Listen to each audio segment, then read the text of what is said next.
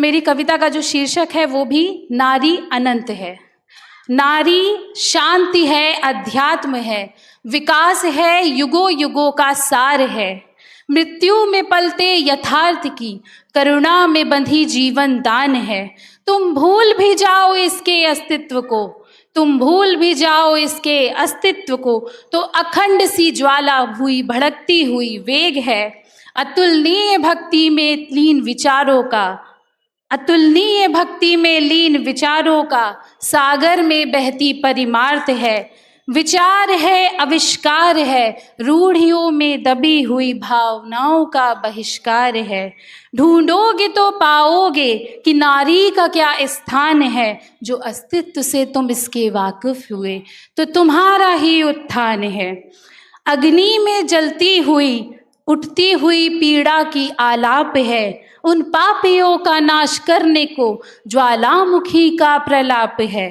त्रिवेणी की ये संगम है, प्रेम के उदाहरण में अथाह सी अथाह निर्मम है। हर प्राणी का अतीत है, आकांक्षाओं का प्रतीक है।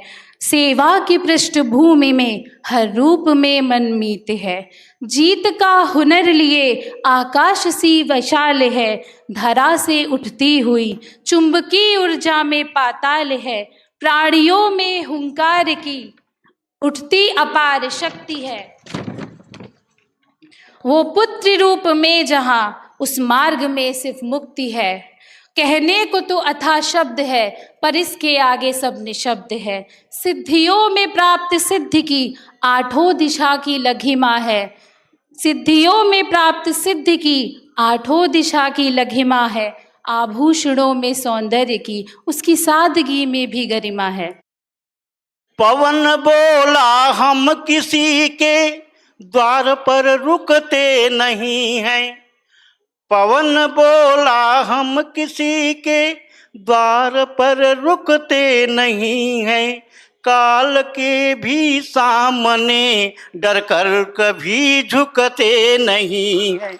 तुम लिखो या मत लिखो, तुम कवि हो मेरे बारे में लिखो या मत लिखो, तुम लिखो या मत लिखो, तुम लिखो या मत लिखो, शाश्वत हमारी जिंदगानी। हो गई बगिया पुरानी, फिर भी महके रात रानी।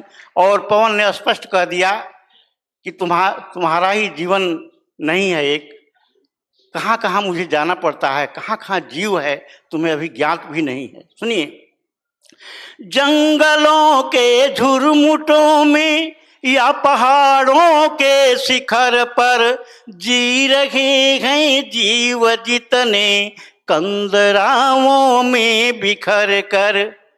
सांस में उनकी उतर कर, सांस में उनकी उतर कर, साधते दम सदय स्वामी।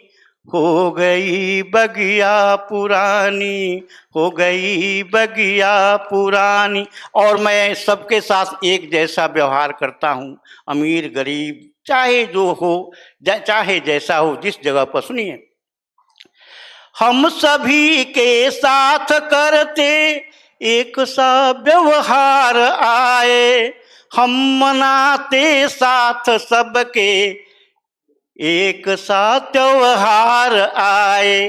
तुम पढ़ो या मत पढ़ो, तुम पढ़ो या मत पढ़ो, जन कभी यही है वेदवाणी। हो गई बगिया पुरानी। सब कहती थी कान्हा छलिया है, सारी कहती थी तुमको नहीं पता है, एक गोपी तुम केवल राधा नहीं हो, और लोग भी हैं। माता राधा ताना दे रही हैं। कितना आसान है हमारी संस्कृति में अपने ईश्वर को ताना देना, अपने ईश्वर से संवाद करना कितना आसान है। सुनिएगा माता राधा क्या कह रही है कि बात को सब कह रही हूं, बिन तुम्हारे रह रही हूं, ताना देते हैं यहाँ सब, सुन लो कान्हा सह रही हूं। प्रेम का अधिकार मांगा, तुमसे केवल प्यार मांगा, लुट गए हैं इस जन्म में, इसलिए हर बार मांगा। वाह वाह वाह वाह लुट गए वाह। हैं इस जन्म में, इसलिए हर बार मांगा। कुंज गलियां पूछती है, कुंज गलियां पूछती है, कुंज गलियां पूछती है, यमुना जैसे बह सकोगे। बोलो कान्हा कब तलक तुम राधिका भिन्न रह सकोगे।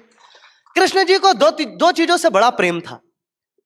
कान भय बस बांसुरी के, अब कौन सखी हमको चाहिए। प्रेम में निर्जीव वस्तुओं से भी जिसको ईर्ष्या हो वो थी मां राधा। मां राधा से प्रेम था, बांसुरी से प्रेम था, दोनों छोड़ा, उन्होंने सुदर्शन धारण कर लिया। मां राधा कह रही मैं तो कहती थी कि बांसुरी मत रखो, तब तो नहीं रखते थे, अब धर्म के लिए सब छोड़ दिया तुमने। उनका संवाद क्या था सुनिएगा कि बांसुरी की धुन भुलाई, क्यों तुम्हें ना याद आई। फूल कलियां पूछती है, रास लीला क्यों रचाई। छोड़ कर के जाने वाले, लौट कर ना आने वाले, हम तुम्हारे ही रहेंगे, प्रेम को समझाने वाले। हम तुम्हारे ही रहेंगे, प्रेम को समझाने वाले। मेरा एक गीत है, अंशुल जी आपने भी सुना, बहुत प्रसिद्ध है, और दीदी को भी, हमारे कुछ भाइयों को यहाँ अच्छा लगता है जो हमारे ओम शांति से जुड़े हैं। मैं उस गीत को आपके सामने गा रहा हूं। इस संसार में भगवान ने, दीदी वैज्ञानिक दृष्टिकोण से भी पढ़ा था कि इस शरीर की कीमत 365 करोड़ रुपए आंकी गई है वैज्ञानिक दृष्टिकोण से। और इस शरीर में जिसके पास दृष्टि नहीं है उसके लिए सारी सृष्टि बेकार। इतना कुंभ का मेला लगा है, अगर नजरिया नहीं है तो सारा मेला एक किनारे है। मैंने गीत लिखा था, आज वो गीत मैं दीदी के सामने पुनः समर्पण करने जा रहा हूं। आँखों का ये दो मोती नगीना लगे, वैसा जीना भी क्या जिस में जीना लगे। वाह वाह। ये आँखों का दो मोती नगीना लगे, और ऐसा जीना भी क्या जिस में जीना लगे। तो करना क्या है कि दोनों मोतियों में हरि नाम को बसा ले, जिंदगानी इस भंवर से तर जाएगी। आँख डूबे ना कहीं भी, भगवान को बसा ले, जिंदगानी इस भंवर से तर जाएगी। हाँ, सफर जिंदगी का हंसी ना लगे। वाह वाह। दीदी इसका दो अर्थ है, सफर जिंदगी का हंसी ना लगे, कोई हंसी मजाक नहीं है।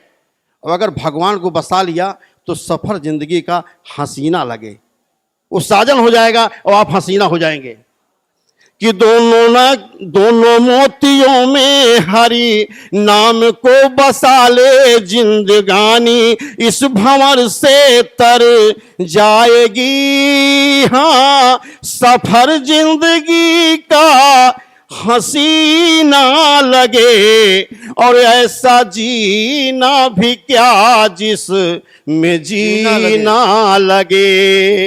ये आँखों का दो मोती नगीना लगे, और ऐसा जीना भी क्या जिस में जीना लगे। तो सांसों का ये खेल है तेरी जिंदगानी, कब ये पूरी हो कहानी कोई जाने ना।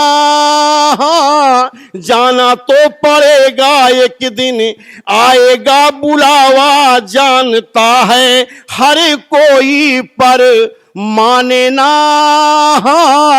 बात सत्य है पर सही ना लगे, किसी की अंतिम अवस्था है और वो सांस में वो गंगा दान भी हो गया, गंगा जल भी, गौ दान सब हो गया, और उससे कह दो अब तुम्हारा अंतिम समय है, तुम मानने को तैयार नहीं है, तो जाना ही पड़ेगा, एक दिन आएगा बुलावा, जानता है हर कोई पर माने ना, बात सत्य है पर सही ना लगे, और ऐसा जीना भी क्या जिस में जीना लगे, ये आंखों का दो मोती नगीना लगे, और ऐसा जीना भी क्या जिस में जीना लगे।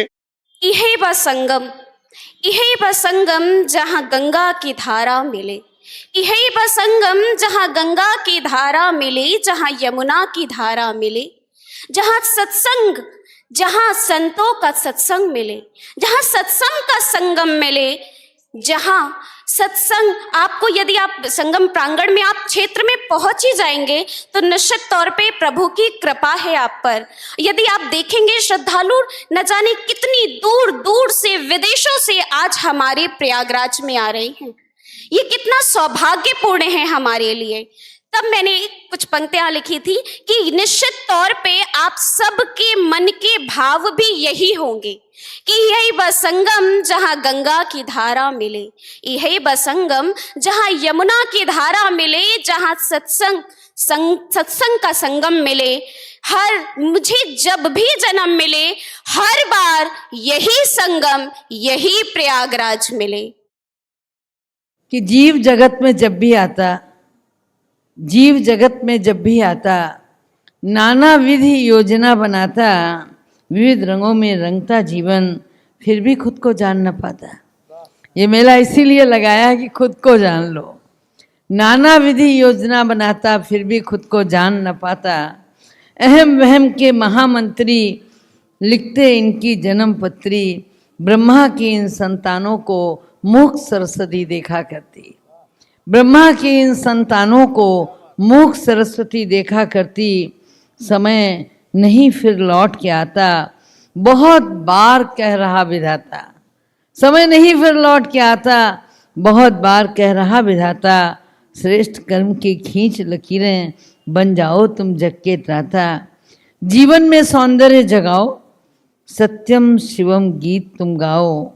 एक दिव्य गुण घर पा जाओ, अपने संग संग क्या करोगे? एक दिव्य गुण घर पा जाओ, अपने जीवन रस को पाओ।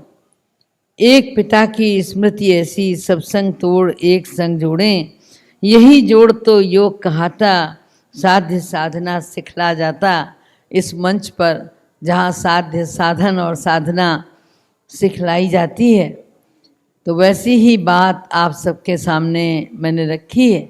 और अभी देवियों का पदार्पण होगा, ये काव्य मंच यहीं संपन्न होगा।